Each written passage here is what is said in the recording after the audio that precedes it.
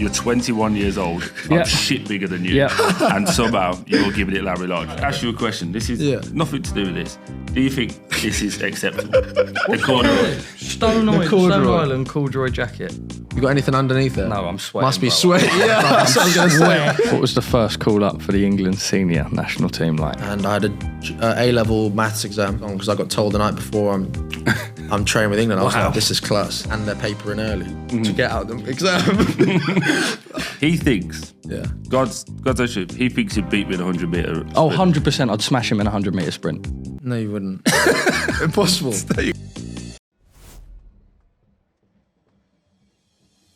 Guys, welcome back to another episode. We have started, but I almost like the raw and uncut part of it. Beyond the Play, live on the Stomping Ground with my co-host who, he's popped at me before, he don't really like the co-host term. Deal with it, my friend said, Troy. When we went for dinner, I was your business partner and I paid. Now we sat here, I'm your co-host. I don't know how this works. You're 21 years old. I'm shit bigger than you. And somehow you're giving it Larry Large. But anyway, absolutely, we're on camera. It's not about you, and it's certainly not about me. It's about this man to my right, Marcus Smith. Thank you so much for joining us, by the way. I'll shake hands as well. Do it properly, and I like you. How was my handshake not proper? Doesn't matter. How are you, sir? Life good? You looking well? No, all good, thank you. Enjoyed the summer off. Had a good summer tour in New Zealand with the lads. Went to Japan and New Zealand and then had some time off in the summer. Went to Greece and back to the Philippines, where I was born, which was good fun. And now it's stuck into pre-season. Glad it's all over. First game this weekend. So yeah, super excited and yeah, good to be on here. Thanks we talk about pre-season. I always think for a rugby player, it's about conditioning your body to get absolutely smashed all over the place. Because whenever I see the guys train, it's like lift heavy, lift a bit more heavy, and then lift a bit heavier than that throughout every week. Is that a fair assessment or not?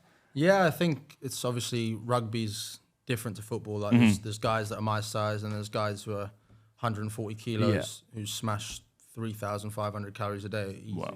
Yeah. So for them, probably pre-season training, they dread it a lot more than I do. For me, it's just about being able to run for 80 minutes and deal with a few hits. But luckily, I get protected by those guys. So those are the guys lifting ridiculous weights day in, day out. And they start contact really early because apparently the body needs to get used to impacts constantly, especially with the head. They do a lot of neck work to deal with like concussion and stuff, which is growing in the game.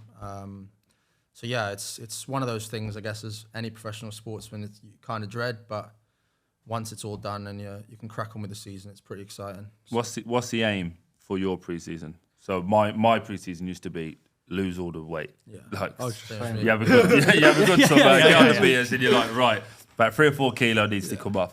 Is that your main aim for pre-season? Yeah, that's the same as me, I think. I think coming from Philippines, I used to eat a lot of rice. I still eat a lot of rice. My diet in the off season sometimes goes off, as well as obviously a little bit of partying. Few of the sherbets, But nah, for me that's the key thing: getting in physical shape to, I guess, put my body through what it needs to go through throughout the season.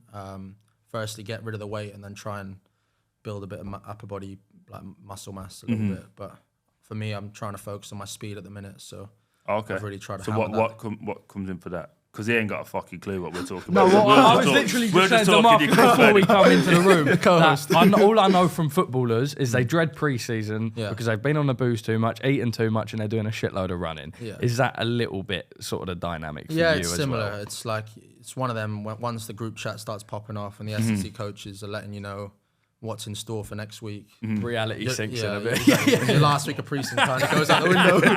It's all about panic station. Do you know what happens as well? That final week, you got like a couple of days before you go back. You'll step on your scales at home and go, "Oh shit, I'm in trouble." Like reality kicks, and then you just go on this crash. And you're like, "I just won't eat. It's fine." Starving yourself for the game. For 3 days. You do, don't you? Yeah. You're just trying to get it all down, so you don't want to get hammered. Do you do those skin fold tests? Thank fuck not anymore, but I used to. Yeah, What's this?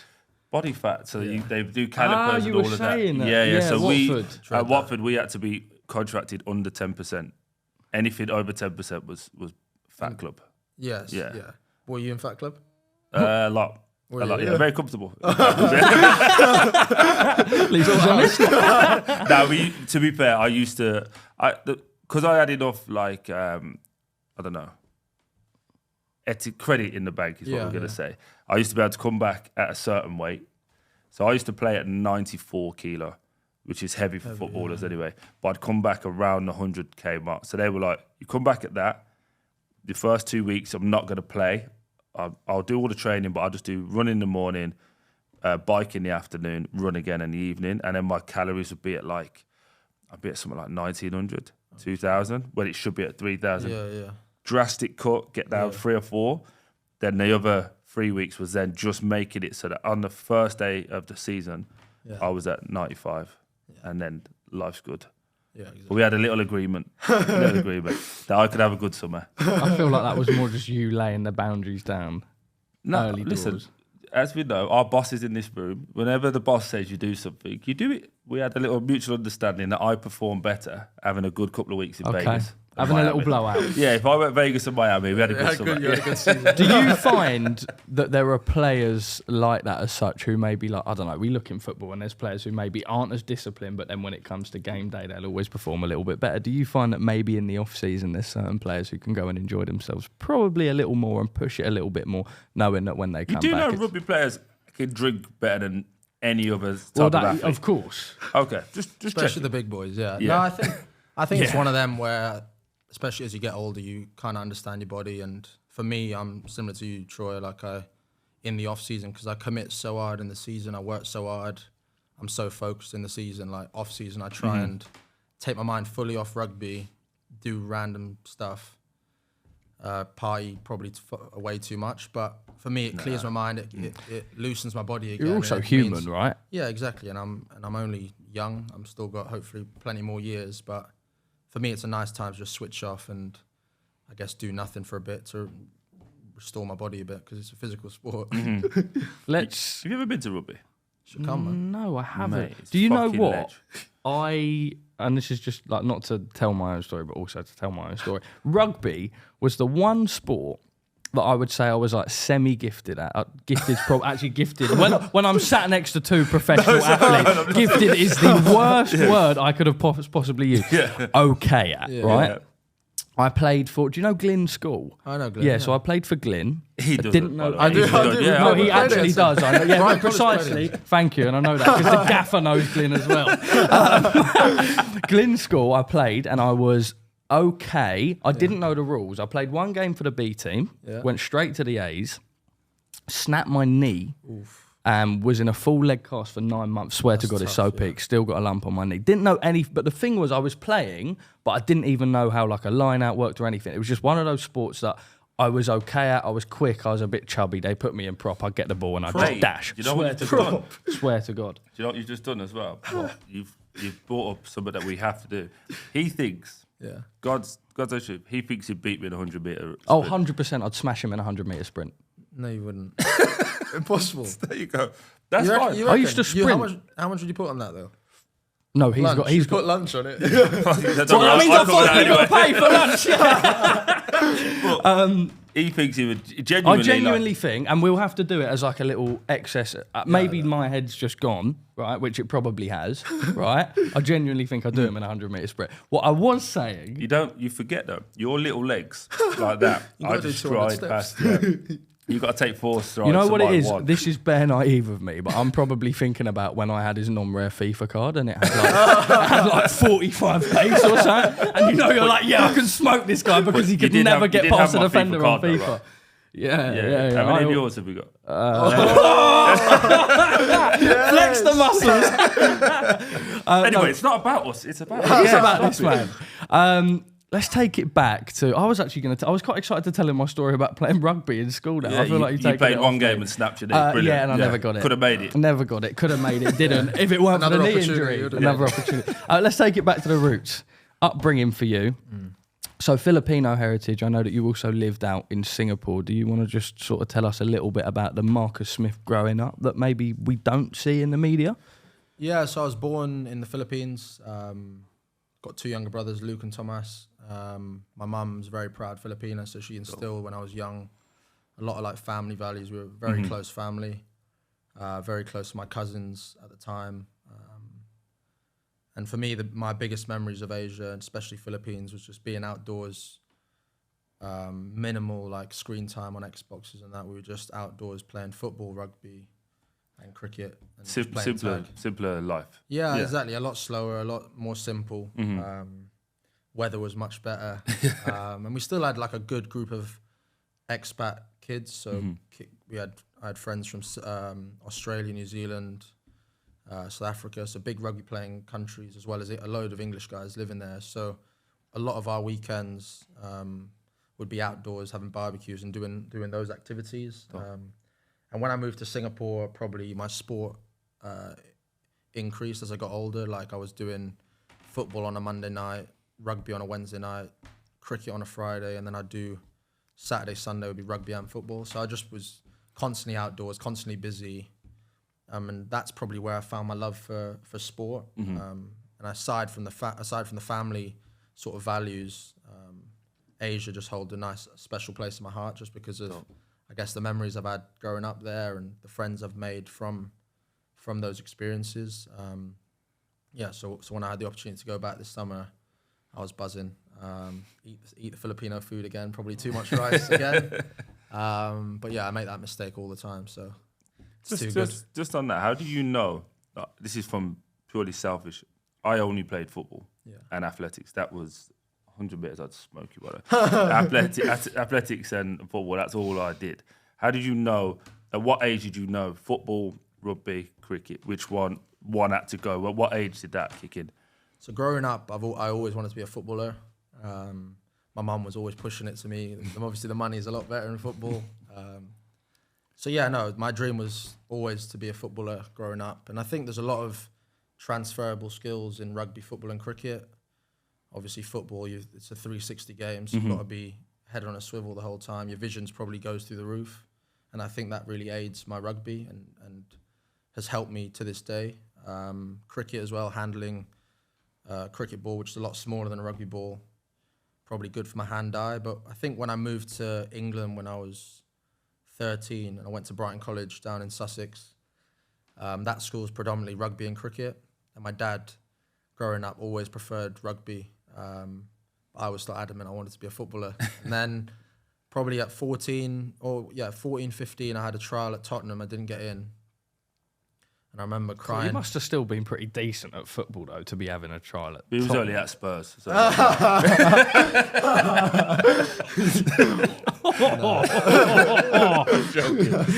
joking. I was only at Parsons today. And then I still remember to this day driving back from the training ground, North London, and my mum was in America seeing family, and I was crying down the phone because it's like, it's one of them like dreamy moments, like you go into the training ground, put on the kit, it's pretty cool. Yeah. And then ever since then, probably rugby took over. Quinn showed an interest in me when I was 15, plus my dad, and I think that's why I kind of went that way. Do you think that rejection there was basically, I don't want to say maybe that was the point where you decided to give up on football as such, but that was maybe the point you started to prioritise rugby as such? Was it evident from that moment? Yeah, I think that was a big turning point. After that, I kept the dream alive. I tried to play. I was playing like one below, like Centre of Excellence at Brighton, one below Academy, I think that is, or whatever. But again, with the schedule of school and how my rugby was kind of taken over and Quinn showing more of an interest in me, it kind of went on the back seat a little bit. Plus my dad wanted me to play rugby. I was going to say on that though, because I always find with most athletes, there's a backstory. There's a letdown. There's a crossroads moment where it's like, I could have went this way, I could have went that way. That rejection and the fact that you brought it up now says to me that that's a driving force as well. It's hard to explain, like for someone to go, right, you're not good enough. And we spoke about this in the previous episode. I think no athlete will ever tell you that somebody else is better than them in their position. Agree. See, told you. Because you're not an athlete, we have to explain it to you every time. But basically, still been giving him smoke for when he's a 100-meter sprinter. Yeah. Thank you, honorary sprinter. Yeah. Okay. Cool. So when we do that anyway, I think that is a massive motivator for you, even to this day, right? That you don't ever want to feel that level of rejection again. Because I had it early doors. I was never going to be a footballer. I wanted to be a firefighter, but my brother was the footballer, and then I got told I weren't good enough at like 13, and I was like, oh sweet, then it's not for me. I'll just won't do it. And then that rejection. Once I had another opportunity, I was like, no one's ever going to tell me I'm not good enough again. So is that a similar thing for yourself, like even to this day? Yeah, I think so. I think that was probably my first big rejection. And obviously football being my dream, it still lives with me today. It still bugs me a little bit. Yeah, of course it does. But then I had another rejection when I was 16. I trialled for the Southeast team for rugby. I didn't get in that as well. And I remember I was like devastated. I was like crying upstairs in my room. Can you imagine being that guy, sorry to interrupt you, who said, I ain't good enough? And then how peaking, my gosh. gosh. The boys go, yeah, he's definitely got no job in scouting now. Yeah. And then, so I didn't get in the Southeast. And then a couple of weeks later, there was an injury for the North team. And I got a call. Basically, I was on the standby list. So any injuries, I'd come in. This was like for the England under-16 selection. So the first time you could represent your country, which was pretty, it was like the pinnacle at that age. Yeah. And then luckily, I guess on my behalf, luckily there was an opportunity in the North. Went up there, went up to York, Queen Ethelberga's school, and I was in a change room full of accents I never heard before. It was pretty cool. Like it was just like a guy grew up in Asia, living in the South in Brighton, going up there and I guess being in a different environment, trying to make friends again with a new team who never knew anything about me. I was pretty much out of my comfort zone, but that opportunity, I'm so grateful for that opportunity because I feel on the back of those two rejections, having it again and feeling it again, I was like, I'm going to work so hard and to make sure, like you said, you don't really feel that again because it's awful. Yeah, it's a horrible feeling. Was that the first moment that you almost thought, right, I don't want to say made it as such because you're at such a young age and there's still so much more to come. But like you say, that's the youngest sort of pathway you can be at to represent England. That gave you more desire, more drive. Yeah. And then you compare that to what the previous setbacks that you'd faced over in the 2 years. Do you feel like that was, I don't want to say turning point as such, but you'd faced that rejection a few weeks prior to then get in and be in that environment? Was it, right, I'm smashing this now? Yeah, I think, like you said, like to be given another opportunity. Yeah.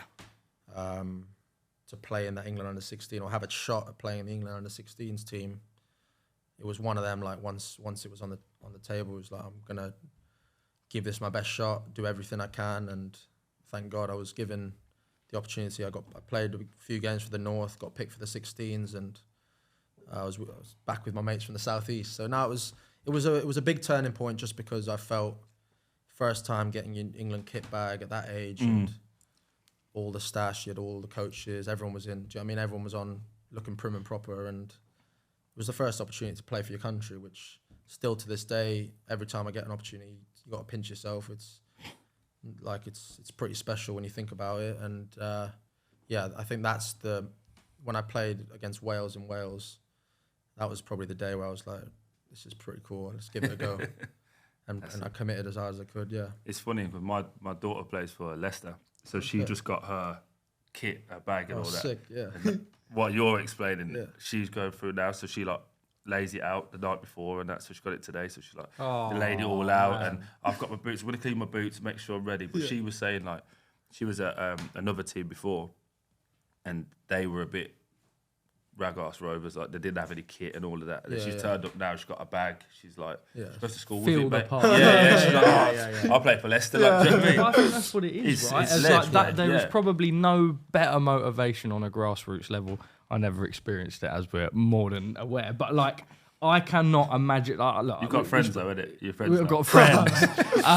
I cannot imagine. I was never amazing at football, but a better feeling as a kid than like if I had an opportunity and I could have laid out that kit there. Yeah. That's what everyone dreams of, right? Yeah, 100%. I think you see all these YouTube videos and documentaries of footballers, rugby players, NFL guys, all in their new stash together, you know, as a team. And that was probably the biggest thing about team sports. I wanted to be part of something like that, like a brotherhood, you know.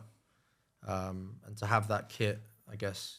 Did you find that was, sorry to interrupt, do you find that was the case because you've come from the Philippines over here, you was trying to find somewhere that you fitted in and belonged, and rugby kind of gave you that family feel? I suppose. Probably. I think because my family values are so strong by my mum, it's one of them that like you said, to try and, it's like going to a new school or joining a new job, whatever it is, like it's daunting, especially when you're coming from a completely different cultural background. So I remember coming to Brighton and it was like, I just want to be in every sports team possible. Yeah. Do you know what I mean? I was joining all sorts just to try and fit in and just be with the boys, whoever. Yeah, exactly. I found with sport, you may have done this in your brief running career. Individual sport. You had, It's not looking good, Brev. you had I found if I was good at sport, any of the sports, it made me have friends. So, Yeah. do you get what I mean? So if you was like, I mean, I can top relate five on the anywhere, worst level ever. As in, like, No, but I'm like saying, when like, you were just one on of the the top. first guys to be picked in school to go and play football or something. you just said you was the first pick. No, I was one of the first. one of the first, But I mean, like, come on, the level weren't great. Yeah, that's what it is. These men are playing Sunday league. There's You still got that? You know what I'm saying? Yeah. You're I would have been a baller if it weren't for the knee injury. No, but it does. I think it gives you a level of acceptance. I think that's why, when people go to gym all the time, it isn't because, yes, there's an element of they want to look good, but they end up making a community of friends that are always in the gym. I know Steve goes to the gym 5 o'clock every day. I'll go in there and train with him. Do you get what I mean? Yeah. I think that's what sport does. Yeah, I agree. Marcus, you talk about that first moment under 16s, that being the first opportunity that you can represent England at your age group. Let's move it forward to now where you're at as a man in terms of like your senior career and such. Talk us through that senior first team debut. What's that experience like? And I suppose you'll probably share a similar experience in when you were first given. Well, can we let call Marcus speak first? I'm saying you'll be able to relate. I'm saying you'll be able to relate. You know you've got to get out of it. You're trying to rush it. He's as excited. Take some time. Is this for Harlequins or? Yeah, so I assume that would have come first. Yeah, so... No, he just went straight to Yeah, they just went, England. Mr. Club stuff out. Well, yeah, No, so what was it? So I went through the Quins Academy 15 to 17, like the junior academy stuff. 18, I got offered a contract. Signed it straight away. I was buzzing. Put all my university stuff on hold. And again, that similar feeling to just to get given the kit and. What was your number? What's your starting number? 10. 10. Straight in 10. Fuck yeah. Nice. Only straight with a big. You don't know, but that's a big dog number. No, because in rugby you don't get to choose your number. Yeah, that's what I mean. I thought, number. because you've signed in late, would you have got 45 and then you've had to work your way to 10, but you've just come in straight to 10? Yeah, so no, I think some other clubs do that, and I think that's quite a cool idea where you have a squad number, and you slowly work yourself down. But in rugby, we didn't really have numbers, but it's quite funny. Our change room at the training ground is in Monopoly order. Okay. Yeah. So it's ranked. Yeah. So I was right down the bottom first couple of years. What's that one called? Old Kent Road? Yeah, I was Old Kent Road, Whitechapel. On the little 60 on the quid Browns, one. yeah. I was on the Browns, mate. My boots would get lobbed on the floor. And then in my first year, there was, again, I believe in making your own luck, and I was working really hard. I was desperate, and there was a couple of injuries in my position. I got to start 2 of the pre-season games that summer. Dope. And I felt good, and I played quite well. And the coach the week after said, and I didn't expect it, we just signed a fly off. He said, "You're starting the first game of the season." I was like, wow. And it was at Twickenham as well. I was like, bloody hell. And he said, and this still sticks with me today, he said, "You've got England International at 9, Danny Kerr, absolute legend. You've got Jamie Roberts outside you. You do whatever you want, mate. Back yourself.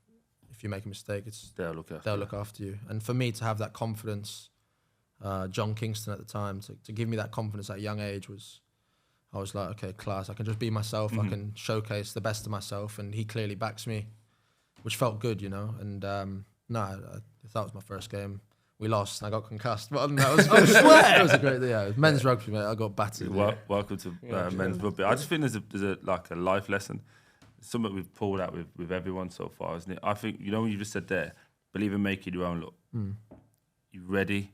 Yeah. I think luck plays a part in everyone's. You're a lucky fuck. We all know that. You land on your feet better than most, mate. You're better than a black cat. But I think if you're prepped, you're ready. If luck and opportunity shows itself, you're never going to be ready Almost for as it. If, it's a bit sink or swim once you're in the environment, right? Yeah, but you've still got to be So in this situation, when you were getting up the Stomping Ground started, if someone didn't see enough potential in you, you would have already missed that chance because they'd have been looking for it, but you wouldn't have been the guy, shining light. And I think same in your situation, and then similarly the same with me. When I got into football, I was just a dickhead basically. I was just getting drunk and having a tear up with the lads, and then somebody happened to come and watch the game. But because I was always running and always playing football, I was fit, ready. As soon as that opportunity happened, it's like bang, I'm in the door. How old were you when you got your opportunity? 18. Oh, was it 18? Yeah, so I used to be a builder. I didn't start professionally until I was 19. Really? So yeah, it's been like a 17-year journey, since then. That's class. Let me ask you, given that, I don't want to say it presented itself late as such, but then when you get the opportunity, that first season, you go from a boy to a man, right? In terms of media opportunities, being someone in the public image as such, the way you portray yourself, the way you carry yourself out in interviews, all of that. What was that like as a learning experience? Because I almost feel like, and you may say the same, you don't get taught that. That stuff you'll never get taught. That's something you learn on the job a little bit, right? Was that daunting to you? Yeah, I think a little bit. I think I had some like media training. I don't know if you had it as well, like 16 to 18. Mate, if you saw my interviews, they never media train this kid. Yeah. This man has not been I media get told trained. off. I get told off all the time, but yeah, it certainly worked for me. That's why he's on here. He can't get told off. That's why I can't get a gig anywhere else. So far down the bottom of the barrel. Wow. Nah, so we had media training like almost put on us 16 to 18 just to prepare yourself, but still. Was that through England or through Harlequins? Quins, like Quins Academy. Okay. Just in case, I guess. But I don't think. I think when I was younger, I was like by the book, basically flat bat everything. But I think now that I've got older, I've just, as long as I'm respectful, I can be myself. Yeah. Within reason, you can roughly say, do you know what I mean? You can speak your mind. People like the truth. 100%. And Might not like it at that moment, but they will over the course of time. Yeah, so I think that year was difficult. It was weird. Again, like an experience I had. I got invited to the England camp before I was even a professional at school, and there was already a bit of media coverage on me, and I think you can't actually prepare yourself for that until you've experienced it. Like you can have as much training as you like. Like the minute that you start seeing yourself in the paper, or your mum and dad, or like relatives who are now so into rugby, do you know what I mean?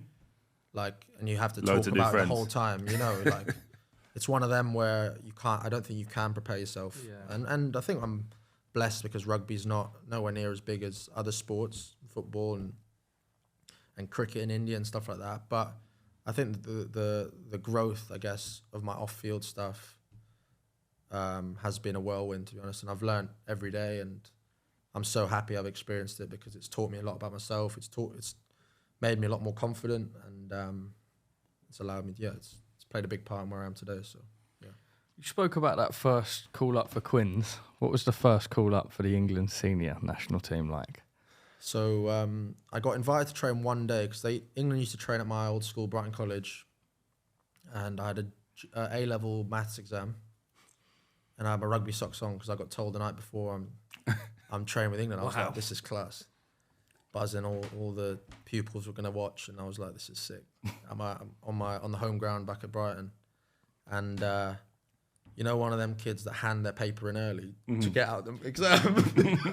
I hand it early. Is that you in A-level maths? I hand it in early. A-level maths is no joke, by the way. I didn't do too well. I got kicked out in year 10. I have no clue what A-levels are. I'm like, sounds like a good school. And then I just hand it in early, bombed out. So Thank God you made it, bro. So, thank God I failed it. No, so that was my first taste of training with England, and to do it at Brighton was pretty cool. And then my first call up to a proper camp where it was like on the Instagram and on BBC Sport and stuff. Again, we went to Adidas headquarters in Germany, and I was landing at Gatwick, and I turned my phone on, and then my Instagram was like, it was like 100 plus on the heart thing. And I was like, what's going on here? And then I said I got announced, and I was sitting by the window, I just like shaking. I was like 18, I didn't really know what to do. And also a bit anxious and a bit nervous about the fact that I had played 0 games professionally, you know. So grateful for that opportunity. Why? Going straight into the national team. Yes, but you had to do the Harlequin stuff first. He didn't just go, I fancy playing rugby, I'll go to England. Yeah, no, well, obviously. I'll pay my £10 sub. Fine. That was more cool. stupid now. You've made yourself look more stupid. Well, obviously, I mean, it's me sat between two professional athletes. Of course I'm going to look the fool. Can I ask you a question? This is nothing to do with this. Do you think this is acceptable? The corduroy. Stone Island corduroy jacket. You got anything underneath it? No, I'm sweating. Must be bro. sweaty. Yeah, that's what I was going to say. Sweating. The armpits must be toasted. Yeah. It's It's got the brand over there. Yeah, we've had, just in case the people watching Beyond the Play didn't know us hard enough. I just had to get the compass in, the little stone back. Come on, thank you very much. I suppose let's divert a little bit. You talk about your background being a very proud Filipino. You would have had a very proud moment this summer. Manny Pacquiao, who is the senator, by the way. So for people who are watching don't know, you'll obviously be able to educate him a little more. But over there, not only is he the fighting pride, but he's the governor. Yeah. He's the man. Yeah. It's the David Beckham. Yeah. He's the man. Yeah. Talk us through that experience. Yeah, still to this day, I can't stop smiling about it, to be honest. It's one of them, like, growing up, obviously living in England, I used to wake up at ridiculous hours to watch the fights. Mum would be, like, shouting at the top of her voice. He's the icon of the Philippines. And I think having met him now and chatted to him a little bit, like, what he stands for, what he does for the country. Obviously, it's a third world country still developing. He's got charity where he's from in General Santos. He looks after the people of the Philippines. He's, like you said, he's involved in politics and he's trying to do good there, which is pretty inspirational, to be honest. Yeah. And the fact that he gave his time up to entertain and chat with my brothers and I and my mum, that was pretty cool. And to see all his belts behind his bar. Yeah. It was a surreal moment, and I was very glad I could give him one of my England shirts because, like I said, he's one of my idols, and what he achieved in the sport and was unbelievable. How did that feel? Like when you're giving him his shirt, do you feel like you're not like worthy enough in a sense? Do you know what I mean? Because he is Manny Pacquiao. He's so big. No, it was like you can have anything on me. You can have it all. He's just. Yeah, like I said, I've watched him for years, so it was just a surreal moment, and he was very curious about the shirt. I don't think he knows much about rugby, but we've invited him to a game now, so hopefully the relationship can build. But yeah, to be able to hand a shirt that I've worked so hard for to my idol, absolutely, someone that has inspired me. And I know it's a different sport, but do you know what I mean? The work ethic, the determination. Never say die, all the weights that he achieved. It's unbelievable. But you know why I say that? Nowhere near to Manny Pacquiao's level. But when sometimes players from other teams ask for your shirt, you're like, what the fuck do you want? There's so many people you could ask for, but I've had that a few times where a big name player's got get your shirt, and you're like, yeah. Like, why? They're like, just sign that for my kids and that. They love the Leicester goal and all that. So that's why, when I'm handed, I say, I've give it to Rooney, for example, and Wayne Rooney's got swap shirts. I'm like, oh mate, get a little bit of a semi. A little bit of a semi. I'm like, fucking hell, we've had a touch here. I'll sign that for the little one. He loves the Leicester goal. I've never felt so out of depth. No. Why? Wayne Rooney asked for your T-shirt, and you've gone and get your shirt. Sorry, definitely not T-shirt. I know that's my rough, actual, my next T-shirt. Little white polo, what's that? And you gave your England international shirt to Manny Pacquiao. How do I even come back to that? I heard you gave your spikes to Bolt, didn't you? Yeah. Wait, my guy. Damn right. I gave my spikes to Bolt, and then I smoked this man afterwards. I could say something that would get you in trouble. You could say you got a signed glove and didn't give it away, but that's another conversation for a different day, isn't it? That's not looking good, bruv. Let's move on. If I speak, no, I want to talk to. So I went to Saracens last year as part of my development of management and coaching and all of that. One thing that really blew my mind with them is that there's nothing over the top. It's all basic in terms of the training ground, in terms of the gym, but that's what they stand for. They don't want brand new facilities. They don't want all the shit you have. Like, you know, when you go boxing IQ and that and you love it and you give it 10. Not that. It's spit and sawdust. Why is that so... What, more rough and rugged? But why is that so foundationally good for rugby? Where you look at football now, everything's brand new. Everyone wants new state-of-the-art things. Why is that so foundational for rugby players, in your opinion? I think like ultimately it's a tough sport, tough physical sport, where I think that if everything was given to you on a plate, probably it would, when the going gets tough in the last 10 minutes of a game, and you know you always got hot showers, and do you know what I mean? It's life's easy. I don't know exactly why. Yeah, I don't know exactly why Saris have it. Our training ground's probably up there as well. It's not the best, but we make it work. And I think there's obviously days where you sap about it and you complain, but then you got, I think, remind yourself that ultimately, like, if you say what you're doing, you're out there in the sun, in the rain, but you're lobbing a ball about. That's your job, you know. Yeah, of course. It's not real work. Literally. You stay fit. You get pushed around. You get knocked around a bit, but ultimately you finish at 2:33 and go. You can do whatever you want, you know. You get paid heftily as well. Yeah. Gets paid well. Not me. But I think the more basic it is, sometimes it's then you can just focus on the rugby. You know, you don't get all the flash stuff. I remember speaking to Ugo and Manny, and he was saying that when he was with England, they wanted to give you 4-star, not 5. Oh, hotel, yeah. I didn't know. They always wanted to keep them at 4-star. See, if they ever got 5-star, it was like start to believe in. Yeah, you start to believe in all the bullshit. I find they kept them at 4-star all the time. I find that mad because I feel like you'd never have that in football. No. We'd That's be what I fuming mean. if it was Less than 5-star. We had to turn it up. I've got a rogue one, and this is more just me curious sitting here as a fan, and I think you'll like where this is going. You like NFL. Well, you like NFL, and you are the co-host, right? Yeah. Co-host. Yes. I want to talk like Louis Rees-Zammit and Christian Wade. Didn't work so well for him over at the NFL. We're going to see what happens with Louis Rees-Zammit, and we see more and more they've got the pathway as such. It's not always worked out, and it's a huge transition, right? I mean, look, they're two totally different sports. Yeah. What are your thoughts on it as such, people making the move? And look, I get people maybe look at the financial side and stuff like that. They, like, no two that's about it. It's two different sports, right? Yeah. There may be some principles that are the same, but it's like going from boxing to MMA or boxing to kickboxing. They're totally different disciplines. Yeah. How do you perceive it?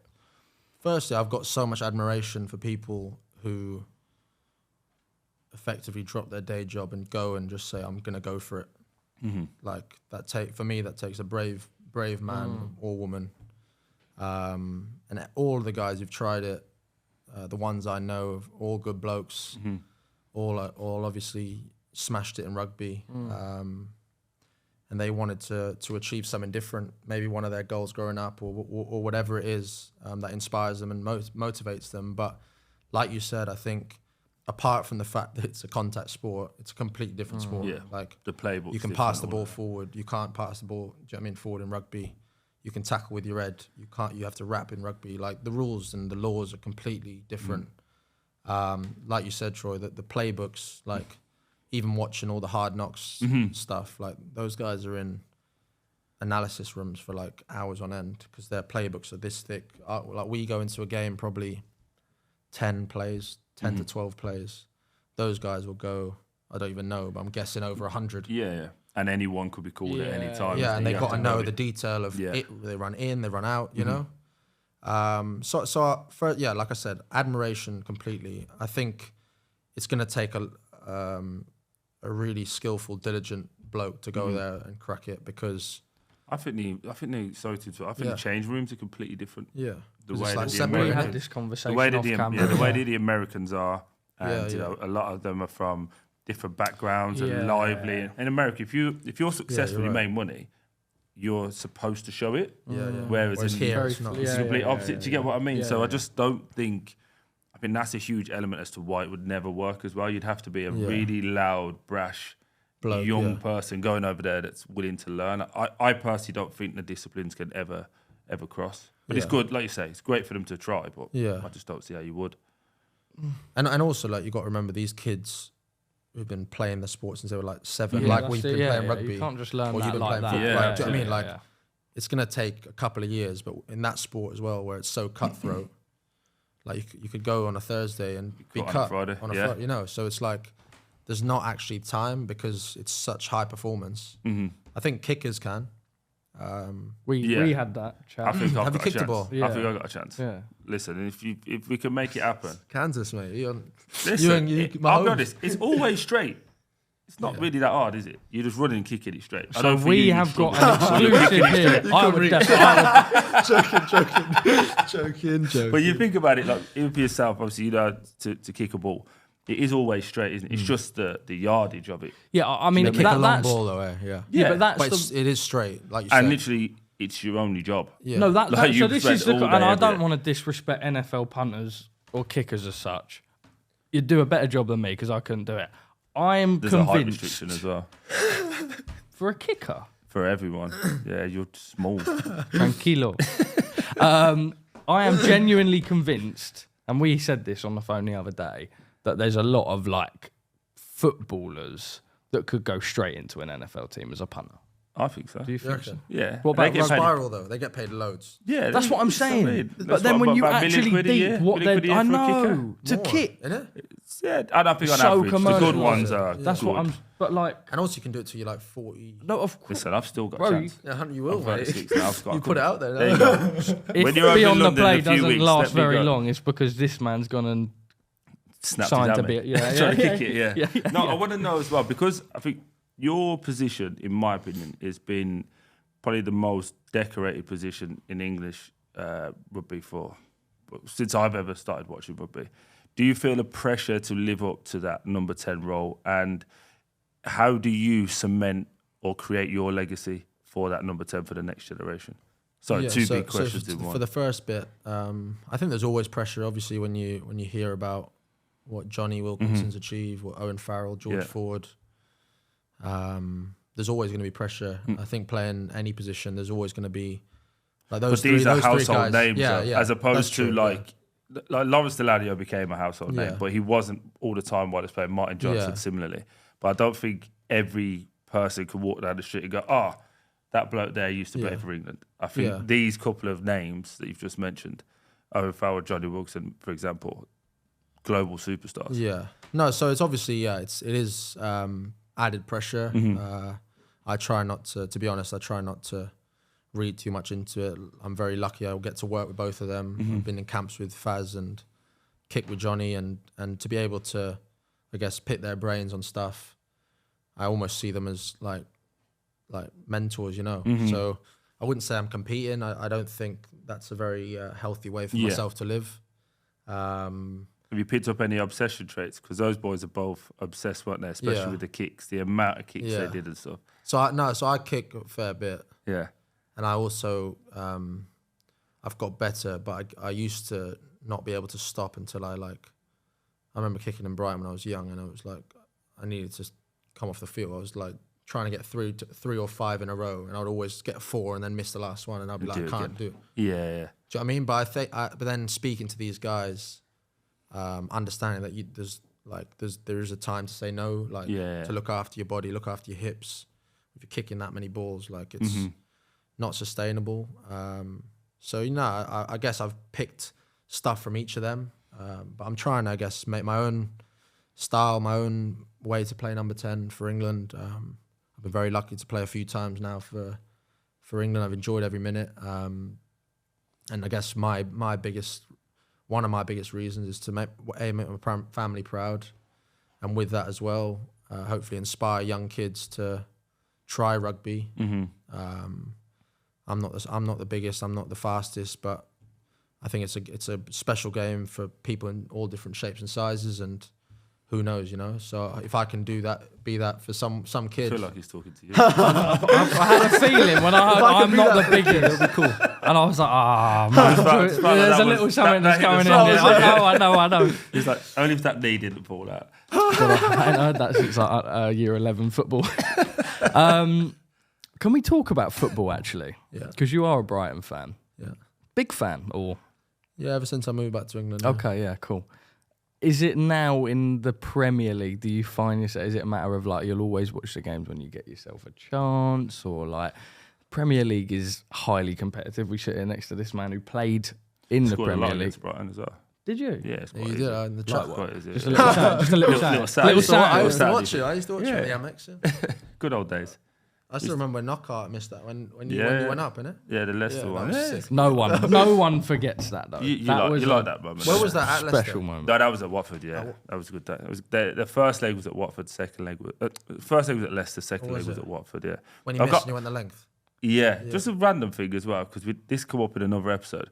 How obsessed are you? Like, can you remember every game that you played in? Oh yeah, roughly. yeah. Can you? See, I told you it's not just me. No. Because we were talking in another episode about AJ versus Dylan White. And I was like, that was 2015. And he was like, no, what? It was 2017. I was like, it was 2015. We played Sunderland on that day away. I remember we won 1-0 when this happened. And he was like, no chance. So I had to go on Google to prove that I was right. Yeah. But yeah, I told you, athlete like thing. that. You can just remember certain games and certain things instantaneously. No, I think, I've always been able to, like, even at school, I still remember my school season now. And that was like, 7 years Would ago. you say you're obsessed with Rugby and I love being it. the best version of athlete you could be? Yeah, I love it.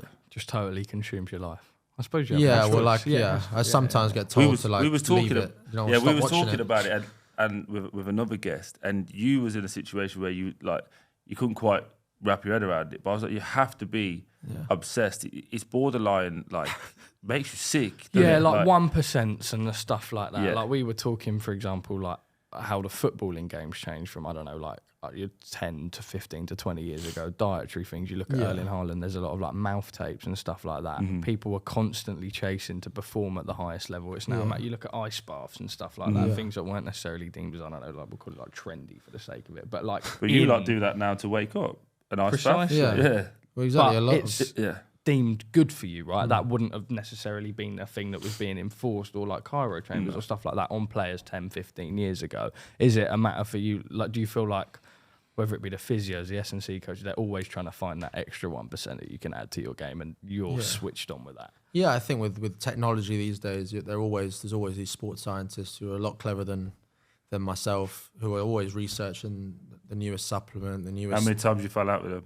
Oh yeah, There's always one new idea, isn't there? Yeah, there's always one new idea. Every summer or every like you come back from a break and there's something new, and I don't know what you're like. Like I'm quite meticulous in my preparation, so I like building through the week, and I roughly know what I want to get through, so that I can sleep well Saturday night for my game on Sunday. Yeah, mine was that. And if there's other stuff, new things getting lobbed in there constantly, it would sketch me out, but it made me angry. If I could sleep well on a Friday, knowing that Monday, Tuesday was heavy, hard stuff, and then it was Wednesday was a day off, Thursday was like massage, doing all that stuff. By Friday night, you feel you ticked everything, and you're like, doesn't matter now. Whatever happens is going to happen. But I've done all of these things. If I missed one thing, Saturday I was like, I don't know what's going to happen. Yeah, it was in my own head.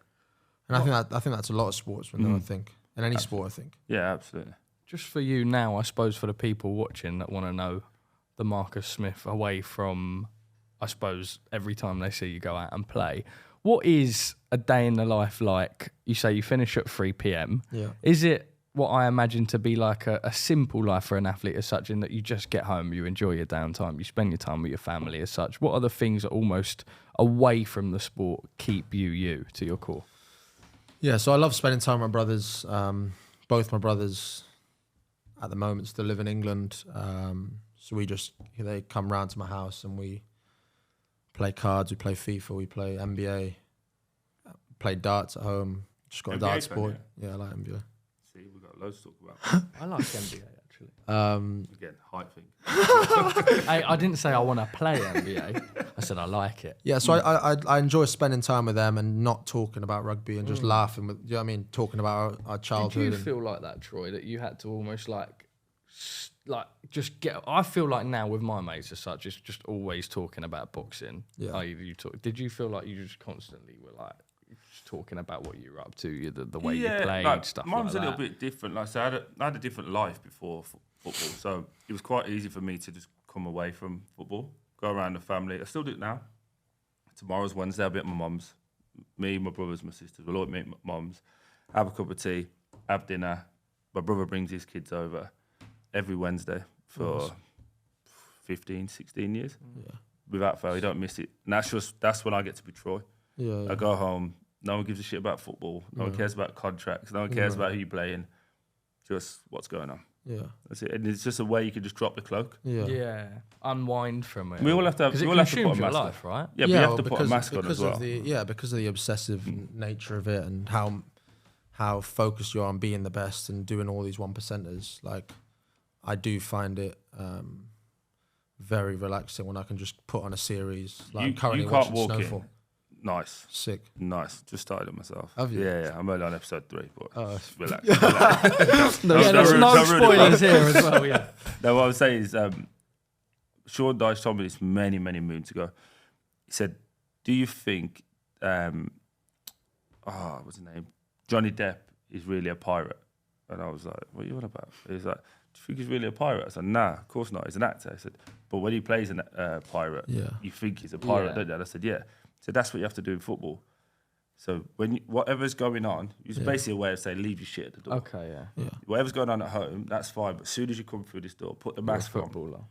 I'm a professional, and I've got to be this and I've got to be that. Yeah, you've got to be a good team bloke. You have to, loads of stuff. Because you can have a shit day at home. Yeah. Most people will. No of athlete course. You've ever still got a talks about personal it. life, right? Yeah. And you can have a shit sleep, you can have of money issues, you can have, your missus might be shouting at you. Could just literally wake up and think, fuck it, I don't want to do I this just don't today. fancy this today. Yeah. And then you've got, by the time, whatever it does between there, driving to get in, once you get through that door, it's like, bang, I'm back into, and for me, it was like full Troy Deeney mode. As soon as I walk through the door, everyone used to say they can hear me before they see me.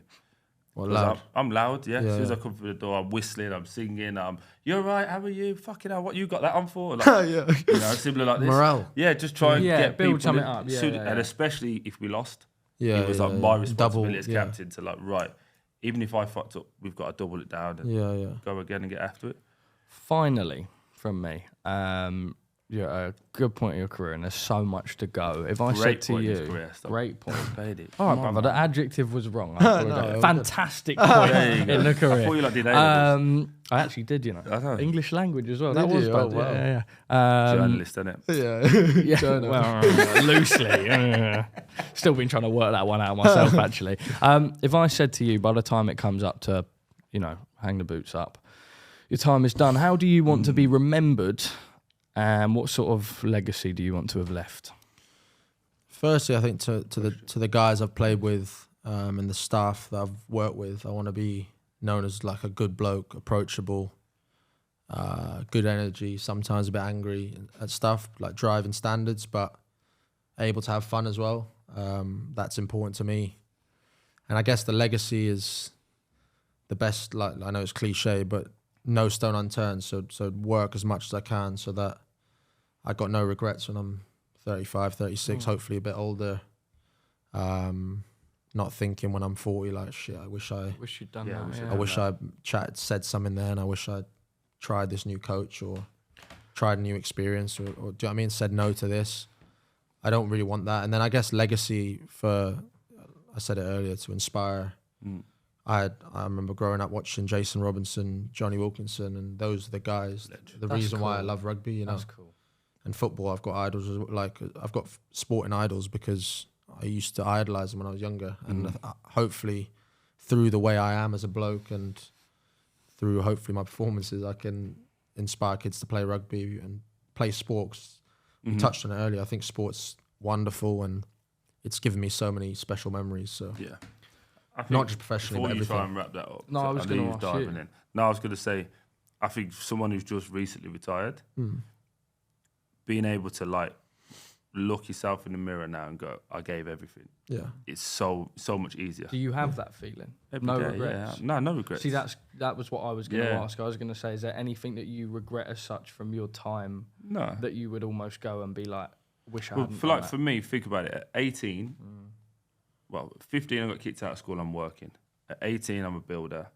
If someone had said to me at 18, on a building site at 6 a.m. in the morning. It's freezing fucking cold. Oh, by the time you're 36, you'd have played over 600 games. You've been in the Premier League. You've been to the FA Cup final, and financially, you and your family are Sweet. Yeah. sweet. I'd have killed everyone for that. I'd have went to war. Like, do you know what I mean? So now you just look back and go, shit, do you know what? I had a great time. I did okay. Did I hit fucking international? No, but that just wasn't my journey, wasn't my route. But I'm thankful that I can do that. So even now, when you wake up, your ankles are sore, your hips are sore, you're like, oh, that's why. Yeah. Do you know what I mean? Even now, when people try and challenge you to races, like, even though more time. even though I'm fat and old, I can still take you. I actually want you to officiate this. I'll be there, mate. Brother, I've played with this guy on FIFA, and I'm telling you, I can outrun an American sprint, and I don't care if that's an immature way of dealing with it. Well, at 21, you're allowed to be immature, yeah. No, but I do want to just say again, first time meeting you, you're fucking absolute brilliant diamond bloke. of a bloke, Brilliant bloke.